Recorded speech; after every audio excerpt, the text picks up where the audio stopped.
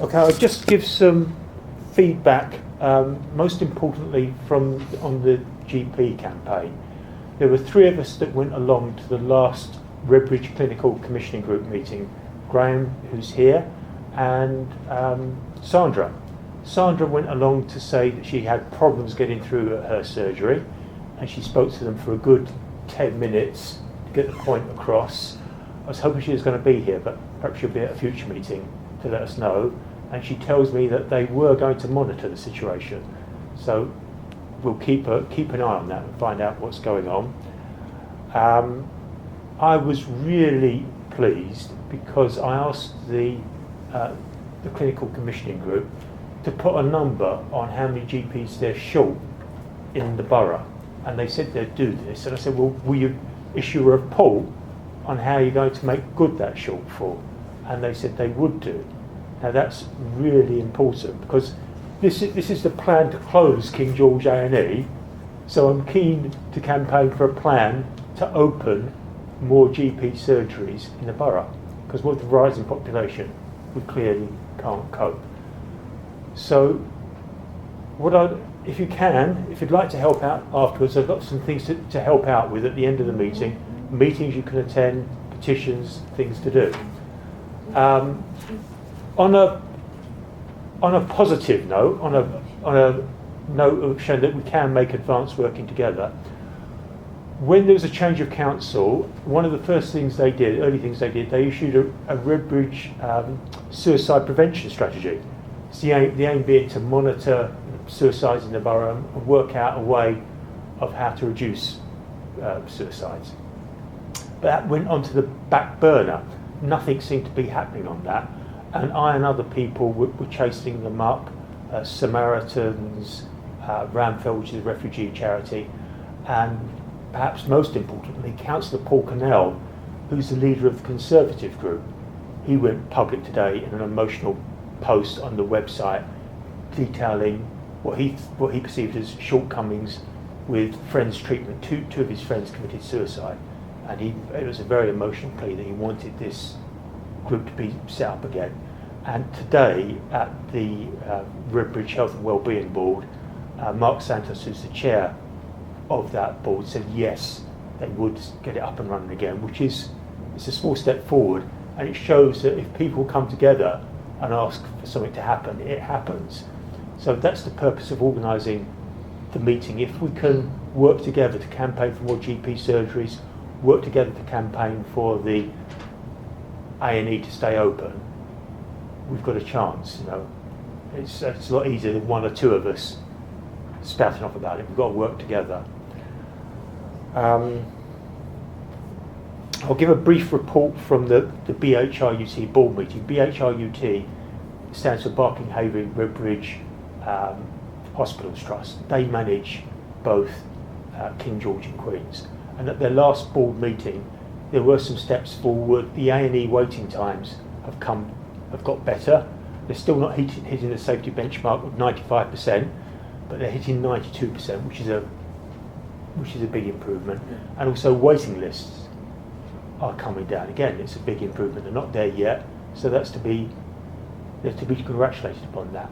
There is the rider. I am a little concerned. One of the reasons they say that they're improving the situation is by turning people away from Queen's A&E, who they say have got minor ailments, and going to see GPs. And that seems to be freeing up Queen's A&E, which on the face of it seems to be a good thing. But they haven't. I'm chasing them to produce a report, because if you're turning people away to go to GPs and they can't get a GP appointment, there must be a concern that some people are not getting the treatment they need, and they might be getting worse. So I'm pushing it hard. Where's the report? Where's the report? What's happening to these people that are being turned away? As yet, nothing. But I'll keep you posted on that. I'll keep chasing that. So really, I'm keen to hear from people here how we go forward. Sorry, I can't remember your name. Rita. Rita's got a story about palms. Would you mind sharing that with us, please? I was saying palms. Yeah. Husband got letters from a cardiologist. Yeah. And they've got to keep him monitored. Yeah. He's got a heart problem. Yeah. Nothing's happened. Right. And we've got a locum. Right. And you was telling me that are they all locums? You were saying at Palms, a lot of locums. Yeah, most of them. And I don't know. They're not even putting anything on the computer for him. They're not even filing anything. Okay. They said they're either on holiday or they're off sick. Right. They can't file it till they come back on the surgery. Well, it's not only that, you can't get an appointment for 3 weeks. Yeah. Right. And it's a heart And when you patient. tell them, they say, oh, it's not an emergency, Right. and I'm like, It's all you see by like the that. letter I've got, I'm a heart patient and other Right. operations and things as well. I mean, the cardiologist said he's supposed to keep a check on him. I've had bypass Right. and 10 lots of stents, Right. and that's not a priority. If it's all right with you, what I'd like to do at the end of the meeting, there's the Redbridge Clinical Commissioning Group. I'll write to them on your behalf, tell them what you've told me. I'll send a letter or an email, copy in Wes Streeting, and ask for their urgent comments. It's like West Street and you took it up Yeah. and they sent us a copy back Right. saying that's their reply. They're Right. off sick Right. and they can't do anything. Well, it still seems unsatisfactory. We'll just try again. That's the Palms Medical. Yeah. If it's all right with you, I'll write again this evening. Okay, Yeah. thank you. Yeah, we do that? Yes, thanks. Okay. And Graham, you was actually at the Clinical Commissioning Group. What did you think of it?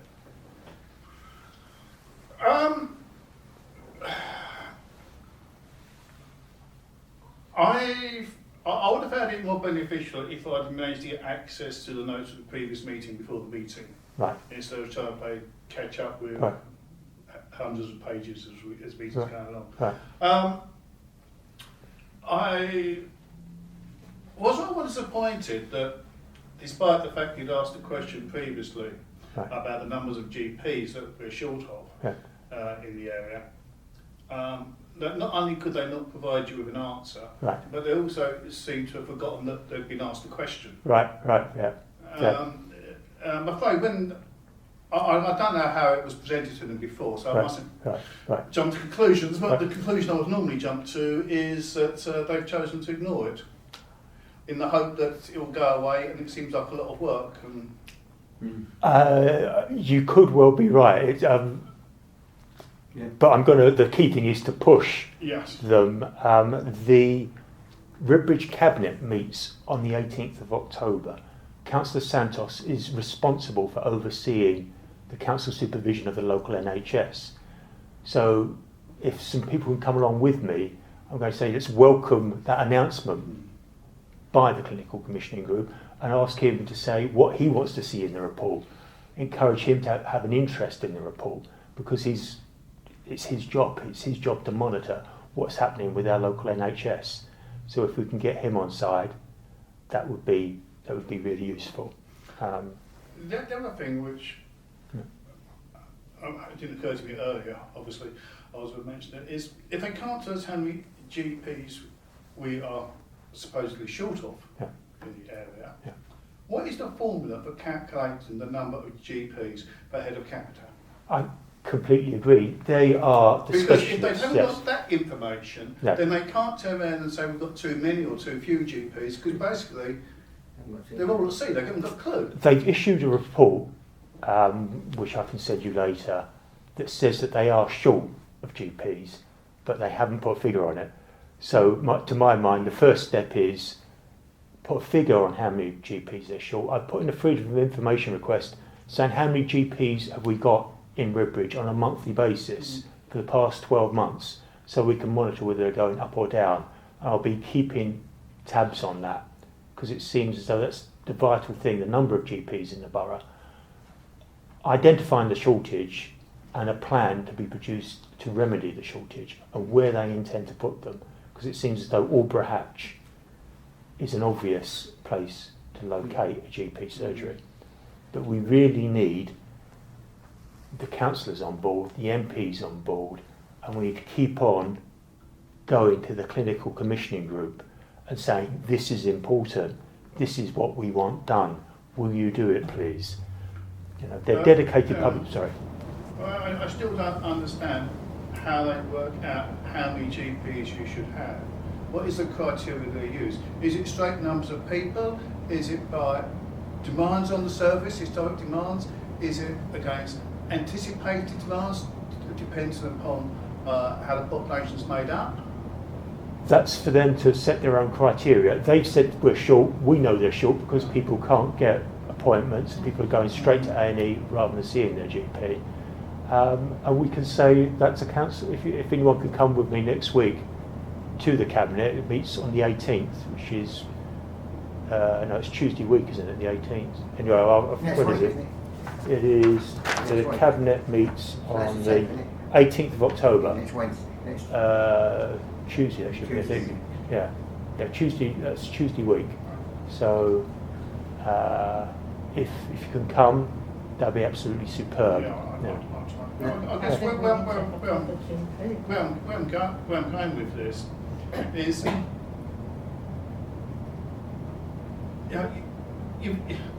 if they can't define what their formula is, then they're not really doing anything on this at all, are they? Well, yeah, I mean, I completely. We know the population of other wards. Yes. If we can see whether other wards Yes. are overrepresented Yes. with GPs. Yes, I mean, I completely agree in one way, but in another way, I can't. I'm trying to persuade these people to do what we want, and if I start saying you don't know what you're doing, so they're not gonna like that, are they? You know? The problem is, it's not the quantity; it's the quality you're getting. Right. I mean, that's the problem. I mean, it's no good having loads, and if the quality's not there. Excuse me, we went in about your help. Oh, I haven't got time, I can only see you for a few minutes if I'm the soft. That's a locum. And I don't know your case. It's not the quality, really, isn't it? That's really poor. That is very poor. I mean, the locum does not know your case. Well, they're just, at some surgeries it seems they're incredibly rushed. You might have seen the news recently. Jeremy Hunt has accepted that they're short of doctors, and you might have seen he's going to put a lot more trainee doctors in the UK. I don't know if you picked that up. Yeah, so they're aware of the situation, but we want action quicker. We don't want to wait 7-8 years. We want something done now. So that's the idea of it seems the best way to change things is getting people to keep on talking about the subject and saying to them, well, you said that last meeting, why haven't you done it? Oh, you have done that, but that's missing from the plan. And when you've got to do that, just keep on being in their face and saying, well, that's good, that's a step in the right direction, but when you're going to do the next thing, just keep on the case. But the locums don't know your case when you go in there. Right. Not like a regular doctor. Right. Or what have you come for? Oh, I look it up, don't I? I say, what have you come for? Right. Are you getting a locum all the time? Is there no permanent GP? Well, there are, but often they're away either on sick leave or annual leave. Right. So the one who's looking after my husband, he's left. So now said, are we getting another doctor? They don't know. Right, so you haven't got a relationship with a permanent GP who really knows you. Really, used to have Dr. McKenzie and Dr. Crab, and they're on annual leave or sick leave. Right. And like when you say when he phones up, he can't get an appointment like that. Say all 3 weeks. Right. That's very poor. That's very poor. And being a heart patient, I said it. Oh yes. We saw the cardiologist that he's supposed to be monitored. Yeah. No one's monitoring him. Right. Even for diabetes, they're not monitoring him at all. Right. So it's clear that we need more doctors, quality as well, more permanent doctors in the area. There is an important document about to come out. It's due to come out on the 21st of October. It's called the Sustainability and Transformation Plan for the whole of North East London. These plans are being drawn up across the whole of the country. The North West London one came out recently, and it had 500 bed cuts in it and closing A&Es. Now the local councils over in North West London have come out against it, good for them, and they've put an appendix to the plan saying that why they're against it.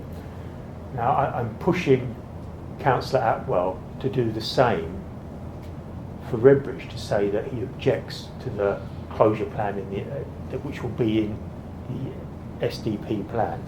As yet he's ignoring me, but I don't give up. I'll keep going. So again, if you can come to the cabinet next week and someone else can say, well, they did that in North West London. They don't want their A&Es closed in North West London. They did this and that. What are you going to do about it, Councillor Atwell? That would be great. That would be really good. So if someone could come along next week and make that point, that would be superb. Now, moving on, I sent some stuff around about crime. Now, my point of doing that is, it seems to me a duty of elected representatives, they should be reporting. The reform I'm seeking is elected representatives should report to the people that represent them once a month with the stats that, the stats about crime, education and health in the borough. Now, 20, 30 years ago, you couldn't do that. It just would have been too expensive. But information technology allows you to do that. Computing has changed business, but it seems in some respects that politics is still stuck back in the 1960s. We're not getting out the information to people to help them judge whether their elected representatives are doing an average job, a good or a bad job. So that's what I'll be pushing now. I've got a freedom of information request in about what's happening in our local schools, things like punctuality, absenteeism rate, qualified teacher ratios to pupils. I'm getting nowhere at the moment, but I'm going to keep pushing it. I've got to chase it and say, well, why? They're just going to be loads of out-of-date figures. You should have these figures monthly so you know what's happening in schools. Crime figures, they should be coming out monthly for the ward with the elected representatives providing a commentary and meeting people once a month in the ward. That seems to be the key responsibility of a councillor, and it's not happening. And my view is that's why it contributes to so few people being interested in local politics, because it's an obvious thing that should be being done, but isn't. So that's my enthusiasm and my hobby horse, what I'm looking to change. Well, it's really just open it up to the floor. What other people would like to say? How are we going to move forward?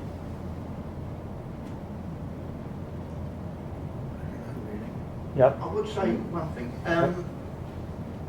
It's pretty obvious to everybody around that the population explosion. Yeah. And you've got big flats being built at Gainesville, colossal things. Yeah. So the population is going up and up. Yeah. It must be reasonable that if the population's going up and up, you need more beds, more GPs. I completely agree. Like I said, so that's the logical path to go down. Yeah. We can see it, everybody can see it. Why can't these? Because is it just financial? I think it is finance, but we have to push the council and the government for the resources because of the growing population. Going back to the information technology point, the council should be publishing, to my mind, the population of the borough and each ward within the borough every month.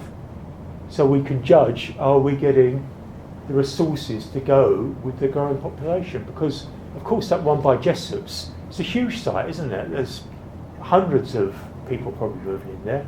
They've recently announced 1,100 homes to go over Billet Lane, right near King George Hospital. The Recorder was picking that up. They were talking substantial increases. I've seen 40,000, something like that, increase in 5 years. Big increases. Houses, 3 or 4 bedroom houses are being coming 5, 6 bedroom houses, housing 20 odd people, right? It's just everybody knows that the population, local population, is going sky high. Yes. So there must be a logical, like you said, you've got. Yeah, I mean, yes, it really seems the obvious thing to do, that we should be monitoring this each month, and it's not being done, and that just seems to be completely right. It just seems, it doesn't matter if you're managing a small business, a medium-sized business, or a council. It's obviously key information to do, so that the councillors can do their job properly, and the residents know whether they're doing their job properly. So I'll very much agree with that, and I'll keep pushing that point. A slight tangent. During the Brexit campaigns, I'm sure all of us heard lots of times that immigration is good for the economy of this country, and the growing population is good for this country, it's good for the economy. Right.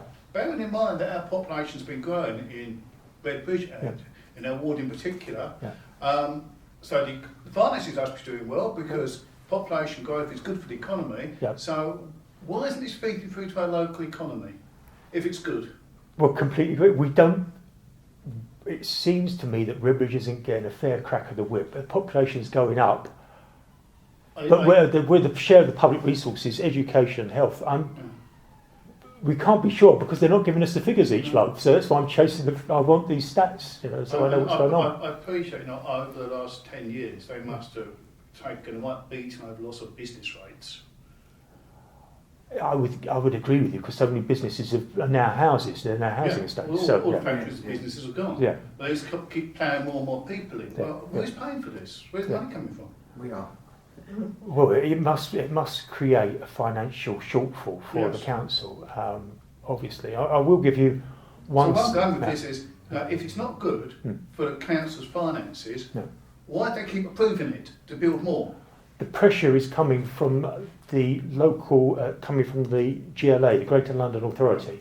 They've set a target for all of London, and they divided it down per borough for new housing. Again, this baffles me because in the past, rather than make London even more, increase the density in London, it would be Harlow, Basildon, Stevenage, you would build new towns. And for the life of me, that still seems to be the best way forward, because when you're putting more and more people into London, it's going to create more congestion, pollution, strain on public services. It just, I mean, I'm not persuaded that this is better. Isn't the population of the Greater London Authority, which is called council, overall is declining now? And there's only about 3 boroughs where I've actually seen substantial increases in population, and Redbridge is one of them. You're ahead of me. If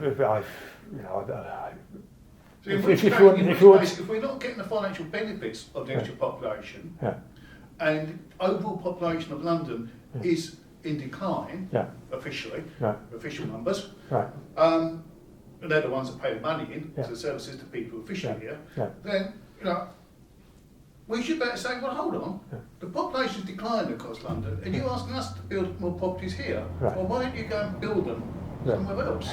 Or just not build them?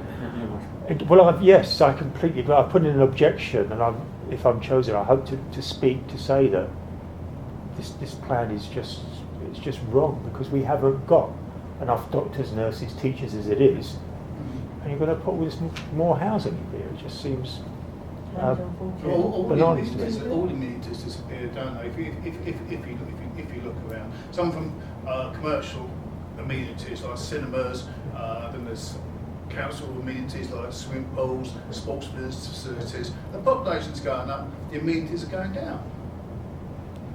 Yeah, it's going to, as it seems to me, the whole development, the whole way the borough is developing, is damaging the quality of life for residents. Because we used to be able to work locally, places like Jessop's, off of New North Road, was it Kelvin Hughes? That's closed. That's the pattern. That's the pattern in Redbridge, isn't it? Closing and building. So people haven't got local places to work, and it's also leisure places as well, like the Odeon and pubs. They're being built upon. So. And they're talking about, of course, the famous one is the Oakfield playing field. They're talking about building on that by Redbridge Sports Centre, and then relocating it to 7 Kings Park is one of the options. So there will be some putting on the pavilion at 7 Kings Park. So the leisure facility around 7 Kings Park, if that happens, that's going to get smaller whilst the population is increasing. So it just, the quality of life for us is going to get worse, it seems to me. Yeah, I agree with that. So, Sorry. You've forgotten the 300 was going up in Harrison Gibson's side. Yeah, central London, yes. There's a pressure group called Noise, which is doing splendid work on trying to stop what it just seems to be. Close Spear Point surgery down in Aldborough. They put it in King George's Hospital, and then decided after 2 years to close that down, and half the patients, 2,500 patients here. They said it wasn't viable. Yeah. How many patients are you supposed to have for 1.5 doctors? I know. Yeah. Half of them have gone to the palms. Right. So where we could get a week to wait to see a doctor, a spear point, we now wait 3 weeks. Unless you get on the phone and say you're dying. Right. Well, that's why, of course, there's problems at A&E, because so many people are going to A&E out of frustration because they can't be seen locally. And I'm sure that's one of the reasons. Well, my best guess is, we can't know for sure, that Redbridge has got some of the worst cancer treatment in the country. You might have seen the stuff that I put out. It's been in the national press. The Wanstead Guardian covered it as well. Because, of course, early detection is vital. So if you phone your doctor and say you've got a lump or something's bleeding and you can't be seen that day, it's next week, that could be a very important...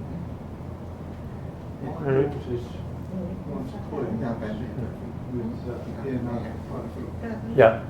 He seen a specialist and he said make an appointment for a fortnight's time. Right. So she rang her, said middle of December. Oh no. Said, my doctor has told me that I've been a fortnight. Oh no. So she's now got to get on and do all the work herself. Right. To find and get on to this and get on to that person, see if they can fit her in some. The woman who books the appointment, well, if it's that urgent, we might have to do something, but your consultant will have to tell us so we can move people around.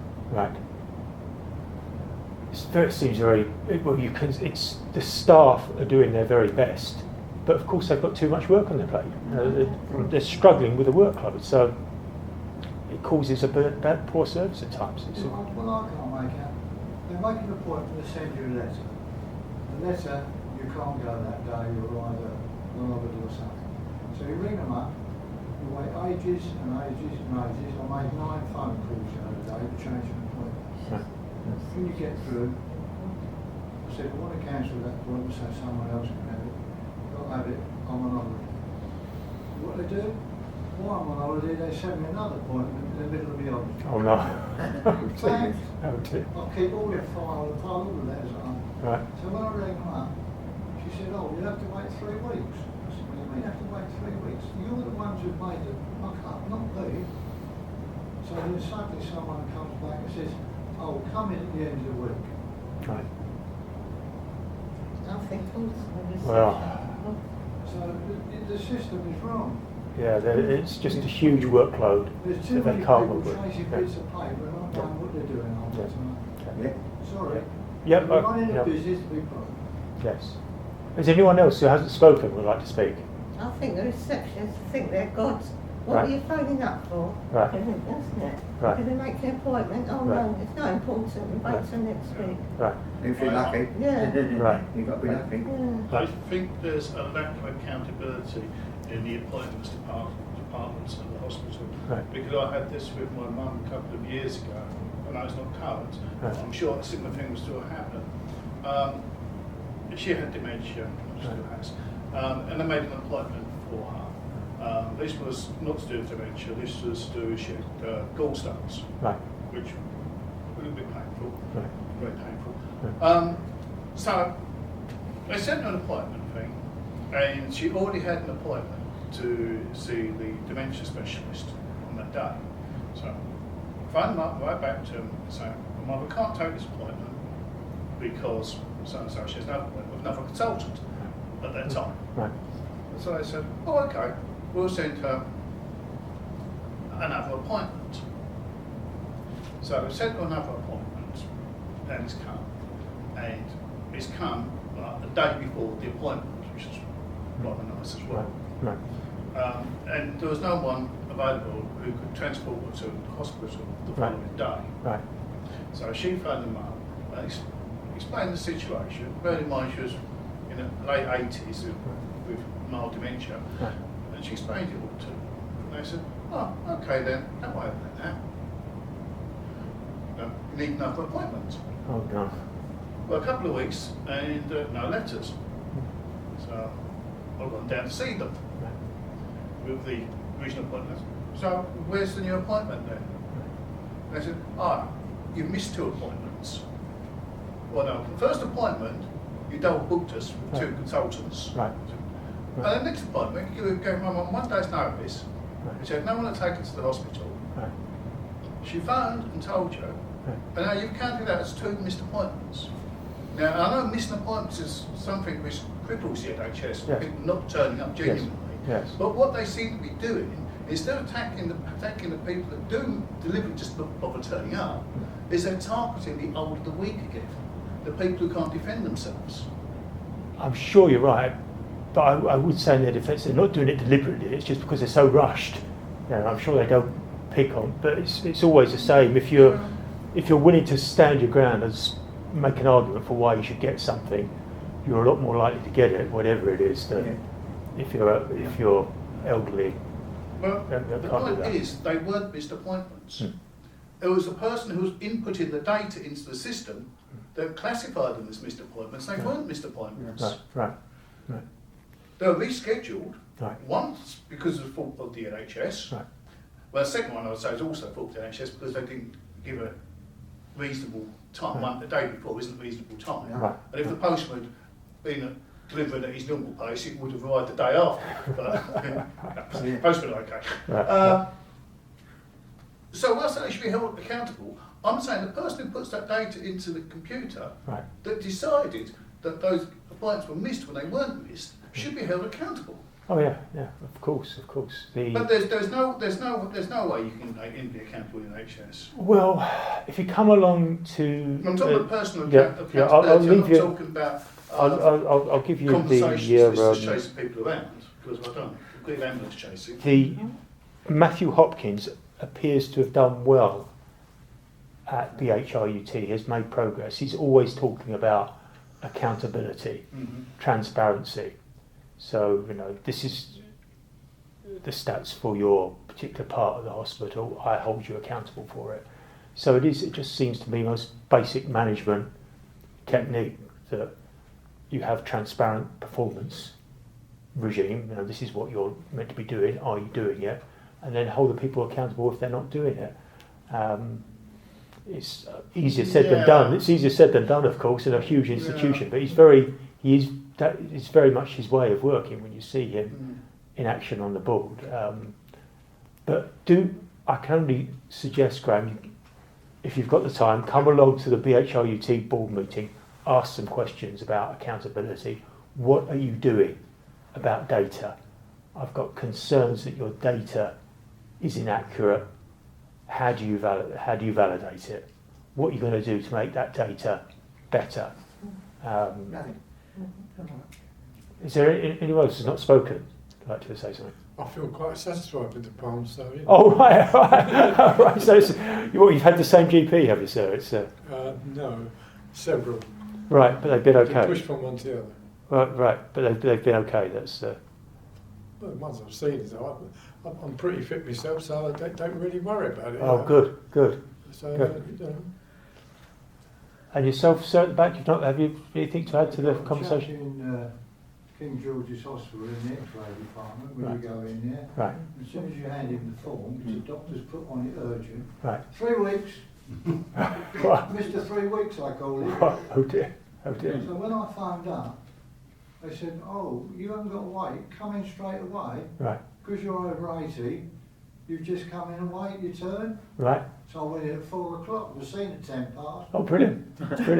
Yeah, Mr. 3 weeks, I called him. Right. We're talking of personal experience. I was leafleting out yesterday. I wasn't looking what I was doing. Banged my head, and I went to King George, and it's been a while since I've been there. They've changed the layout in the A&E. They've packed in loads more seats. Yeah. Have you noticed that? Yeah. So it just shows you how much busier. It's meant to be getting quieter, and it's getting busier. They've packed it. And I thought, yeah. And so it's really busy. It was a good service, by the way. I was really pleased with the service. I've had good service. Yeah, so it's good service. And I was saying to her, she looked really busy. She said, "No, this isn't busy, and you should see Queen's." So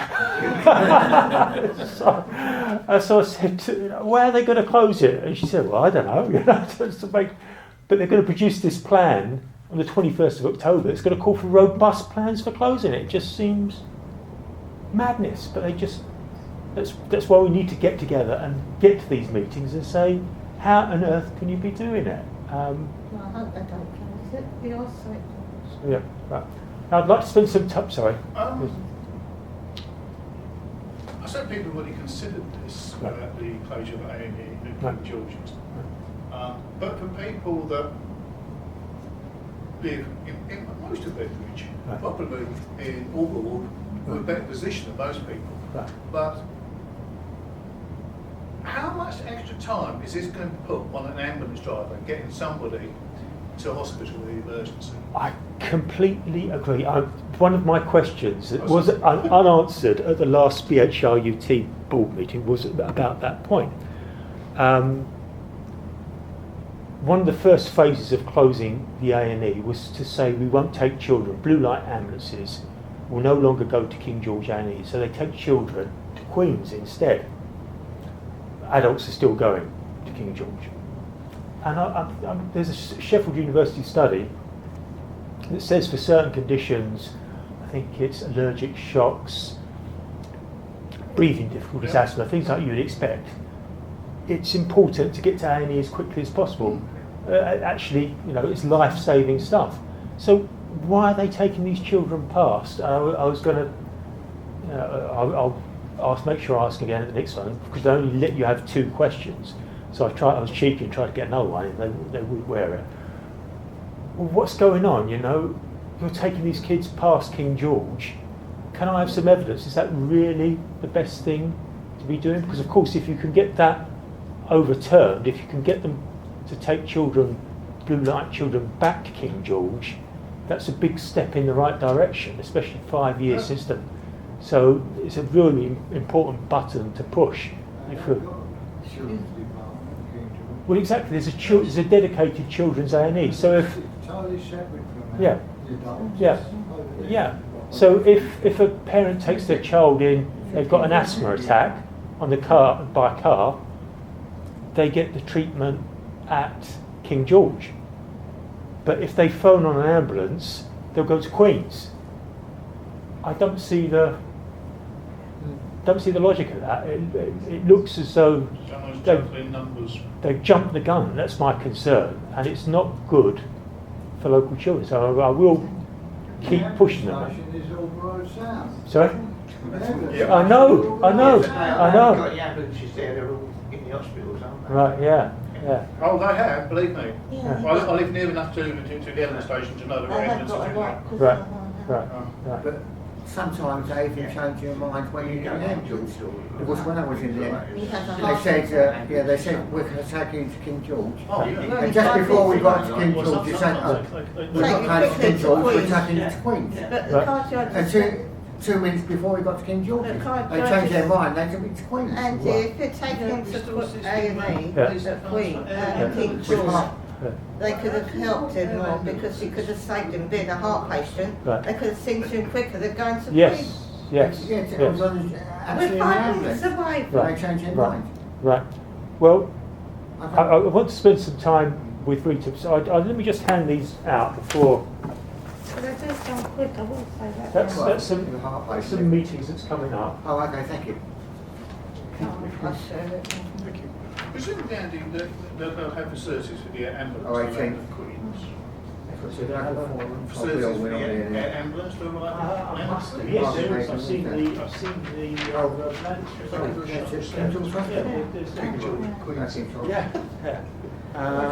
Your cardiologist said. But it seems to me that things like that, which they seem to be like grandstand type projects, a lot of money goes into it and very few people benefit.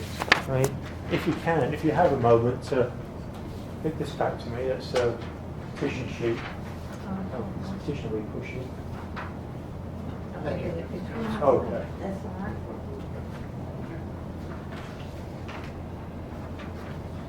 And I've booked the speeches hall for the November meeting. So back there in November. I'll do a progress update on how things are developing in November.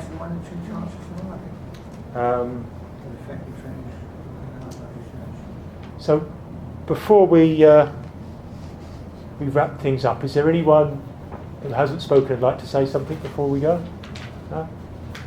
Okay, well, thank you very much. I'll talk to Rita now, and I hope you can make the meeting in November. I'll send out a notice again. Okay. And thank you very much for coming. Thank It's been you. a pleasure. Thank you. And Thank you. if you could have a word, we'll sort that out now. Pleasure.